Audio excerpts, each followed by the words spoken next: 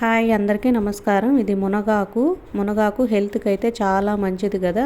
360 జబ్బుల్ని నయం చేస్తుందంట. ఇలాంటి మునగాకుని హెల్తీగా ఆయిల్ వేయకుండానే ఎట్లా ఫ్రై చేసుకోవచ్చు అనేది చూపిపోతున్నాను. ఇదైతే చాలా బాగుంటుంది, టేస్ట్ కూడా. ఫస్ట్ మునగాకుని బాగా కడిగేసేసి ఉప్పు అదేవిధంగా 1.5 గ్లాస్ నీళ్లు పోసి బాగా మెత్తగా ఉడికించుకోవాలి. తర్వాత వేరుశనగకాయ పప్పులు, ధనియాలు, ఎండుమిరపకాయలు వేయించుకొని పక్కన పెట్టుకోవాలి. పొడి చేసి పక్కన పెట్టుకోవాలి మిక్సీకి వేసుకొని. తర్వాత ఇది వాటర్ అంతా ఇనికిపోవాలి. ఇనికిపోయిన తర్వాత తెల్లగడ్డ కూడా వేసి బాగా కలిపెట్టేయాలి. తర్వాత కిందకి దించేసుకొని మనం ముందుగా రెడీ చేసిన పొడిని వేసేసేయడమే, అంతే అనమాట. రెడీ అయిపోయింది.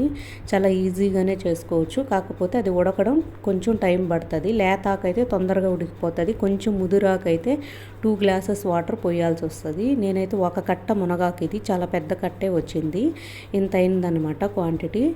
మునగాకునైతే ఈ విధంగా చేసుకోవచ్చు. కంటి చూపుకి అదేవిధంగా చాలా సమస్యలను అయితే దూరం చేస్తుంది. ఇది హెల్త్కి అయితే చాలా మంచిది కాబట్టి ఈ విధంగా టేస్టీగా హెల్తీగా ఇంట్లోనే నీట్గా ఈ విధంగా ప్రిపేర్ చేసుకోవచ్చు. Thank you.